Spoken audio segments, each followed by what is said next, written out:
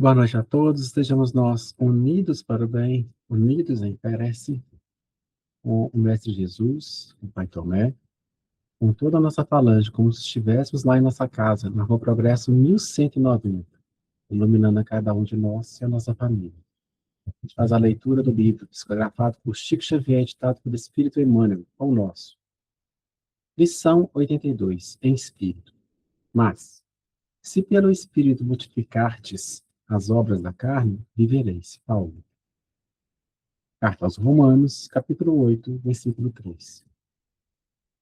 Quem vive segundo as leis sublimes do Espírito, respira em esfera diferente do próprio campo material em que ainda pousa os pés. Avançada compreensão assinala a posição íntima. Vale-se do dia, qual aprendiz aplicado que estima na permanência sobre a terra valioso tempo de aprendizado que não se deve menosprezar. Encontra, no trabalho, a dádiva abençoada de elevação e aprimoramento. Na ignorância alheia, descobre preciosas possibilidades de serviço. Nas dificuldades e aflições da estrada, recolhe recursos à própria iluminação e engrandecimento.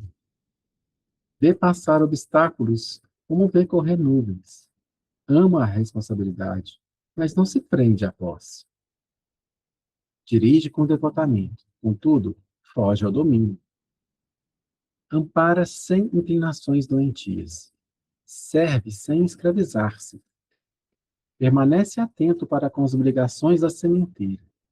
Todavia, não se inquieta pela colheita, porque sabe que o campo e a planta, o sol e a chuva, a água e o vento pertencem ao eterno doador. Usufrutuário dos bens divinos, onde quer que se encontre, carrega consigo mesmo, na consciência e no coração, os próprios tesouros. Bem-aventurado o homem que segue vida fora em espírito. Para ele, a morte aflitiva não é mais que a alvorada de novo dia, sublime transformação e alegre despertar. Lição 82. Em espírito. Mas, se pelo espírito mortificardes as obras da carne, vivereis. Paulo. Carta aos Romanos, capítulo 8, versículo 13. Boa noite a todos. Que as bênçãos de Jesus e de nossa falange estejam com todos. Nesta passagem da carta de Paulo aos Romanos, Paulo nos convida a uma reflexão de como escolhemos viver, orientados pelos instintos materiais e inferiores, pelas ilusões e prazeres que visam satisfazer o nosso orgulho, o nosso egoísmo e a nossa vaidade, ou escolher viver segundo os ensinamentos do Evangelho, do amor a Deus e do próximo, para que possamos mortificar as obras da carne e, assim, buscar o nosso crescimento espiritual. Essa é a proposta de Paulo, sublinhada nesse texto. A pergunta que fazemos a nós mesmos é: como devemos mortificar pelo Espírito as obras da carne? Ou, em outras palavras, os males de nossas almas e viver segundo as leis sublimes ensinadas e exemplificadas pelo próprio Cristo. Emmanuel aconselha-nos, neste texto, a adoção de algumas práticas e posturas que revelam aos outros, aos espíritos superiores, a nossa intenção e propósito de mudança. Ou seja, espelhem, mostrem, demonstrem a escolha destes caminhos e, para isso, Emmanuel ressalta: aproveitar as oportunidades que Deus coloca em nosso caminho, pois sabemos que o nosso tempo nesta reencarnação, nessa oportunidade que nós temos aqui, é pequeno. curto. E assim devemos, como um aprendiz aplicado, aproveitar este tempo no trabalho ao próximo, na busca de instruções, sem perder tempo em futilidades e gozos terrestres. Sermos compreensivos e tolerantes diante da ignorância alheia. Reconhecer que ali tem um irmão, que nós já estivemos na mesma situação. E esse irmão necessita de auxílio, necessita de esclarecimentos, necessita de acolhimento e de amor. É assim que nós esperamos que os outros ajam quando nós necessitarmos. Sermos compreensivos e tolerantes, perdão, já li. Diante das dificuldades da vida, não reclamar. Pelo contrário, enxergá-las como oportunidade para a cura das doenças de nossas almas, do reparo de nossas falhas passadas, da prática do perdão, da autocrítica e do abandono à melancolia ou à dó de si próprio. Buscar a reforma íntima e reconhecer, enfim, que tudo nessa vida é passageiro e necessário à nossa evolução. Permanecermos fiéis ao chamado do Cristo e da doutrina espírita, esforçando-nos na tolerância, na benevolência, buscando a devoção ao bem e à caridade. E neste processo, não oprimir os nossos irmãos e fazer do nosso amparo motivo de humilhação, de imposição, de grandeza a quem estivermos assistindo. E assim, promover a exaltação de nós mesmos e provar para os outros as nossas inclinações doentias. Sermos humildes e reconhecer que somos um instrumento nas mãos do eterno doador. E se podemos auxiliar, é porque recebemos primeiro. E não esquecer que por receber primeiro, seremos mais cobrados, pois recebemos mais. E aqui eu faço uma menção para que lembremos das parábolas dos talentos. Guardarmos ou guardemos os nossos tesouros no céu. Fazer das nossas obras tesouros ocultos no coração e na consciência. Pois aquele que publica suas obras aos homens já recebeu sua recompensa. Que se ele publica, é porque ele quer se sentir melhor, exaltar o seu orgulho, a sua vaidade, a sua prepotência. Que uma mão faça e que a outra não veja. Emmanuel finaliza nos lembrando que para aqueles que escolhem o caminho do bem, o caminho do amor e da caridade, ou seja, segue a vida afora em espírito, ou seja, segue a vida nessa escolha diferente. A morte é apenas um despertar para a vida. A morte é apenas um despertar para a vida. A vida plena de felicidade, onde o amor habitará permanentemente em nossos corações.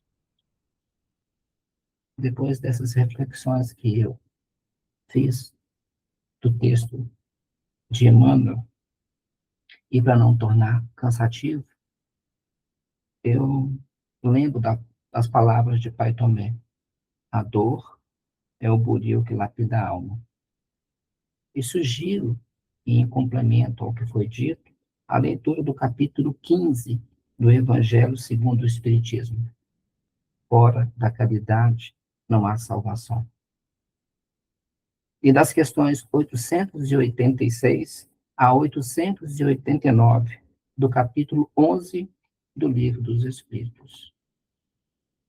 Seguir esse caminho afora em espírito e mortificar as obras da carne só é possível para o homem de bem e caridoso, porque a caridade encerra em si mesma todas as outras virtudes. A bondade, a humildade, todas as qualidades que Emmanuel citou nesse texto são intrínsecas, ou seja, estão dentro ou fazem parte do homem de bem. Aquele que sabe que ainda tem que aprender muito, mas tenta praticar e tenta fazer o melhor de si em relação ao próximo, em relação a si mesmo. Aquele que não julga o outro, aquele que não aponta os defeitos do outro, aquele que vê no trabalho a oportunidade de ser útil. Todas essas orientações que Emmanuel nos passou aqui. Então, vamos refletir nas nossas vidas e as nossas escolhas, como nós estamos vivendo, que caminhos estamos escolhendo. Não se pode viver para Deus e para Mamon. Então, sejamos autocríticos, não pela culpa, mas para encontrar respostas que nos levem a caminhar este caminho, a trilhar essa caminhada. Fazendo escolhas assertivas, que façam que nós consigamos sermos pessoas melhores. Para nós mesmos, para os nossos filhos, para os nossos esposos, esposas, para as pessoas que trabalham conosco, as pessoas da nossa comunidade, da nossa igreja, da nossa casa. É isso que Cristo espera da gente. Bom, meus irmãos, foram essas as reflexões que eu fiz deste capítulo. Vamos elevar o nosso pensamento ao Mestre amado Jesus e vamos pedir nessa noite, em especial, pela paz no mundo, pelo fim desses conflitos que estão trazendo tantas dores, tantas mortes, estão agravando, levando a miséria, a fome, a tanta gente. Então, que Deus ilumine as pessoas que estão de posse das decisões para que tomem um caminho mais adequado e diminuam a fome, diminuam o sofrimento daqueles que mais precisam, daqueles que são os desamparados dessa terra, ou os pequeninos que Jesus Cristo tanto cita. Pedimos pelos nossos irmãos que se encontram acamados nos leitos dos hospitais, nossos internos da nossa creche. Pedimos também para os velhos abandonados nos asilos, nos albergues. Pedimos, em especial, aos jovens que se encontram iludidos nos caminhos da droga, do alcoolismo. Pedimos também orientação, Pai, para compreendermos as nossas inclinações e, com a ajuda dos espíritos superiores, conseguimos melhorar um pouco e combater as nossas más tendências, com fé, com oração, com dedicação e com trabalho. Rogamos, Pai de misericórdia, que todo aquele que se encontra agora perdido, sem esperança, que possa ser visitado pela nossa falange, por todas as falanges que trabalham nessa grande seara do bem, que encontrem, Senhor, respostas, que sejam reconduzidos ao caminho do amor, do trabalho e da decência. Pedimos também, Pai Eterno Todo-Poderoso, por todos aqueles que se encontram sem esperança, aqueles que estão nesses conflitos e que já perderam tudo. Que Deus tenha compaixão, que Deus envie os seus emissários de luz para que eles consigam, Senhor, passar por isso, sem sofrer tanto. Pedimos também, Pai, por todos aqueles que se encontram neste momento, sem esperança e sem vontade de viver. Que a luz do Mestre Jesus alcance a todos. Pai nosso que estás nos céus, santificado seja o vosso nome. Venha a nós o vosso reino e seja feita a vossa vontade, assim na terra como no céu. O pão do Espírito e pão da matéria nos dai hoje, perdoai as nossas ofensas, assim como nós perdoamos, Senhor, a quem nos tem ofendido. Não vos deixeis cair em tentação, mas livrai-nos de todos os males. Que assim seja.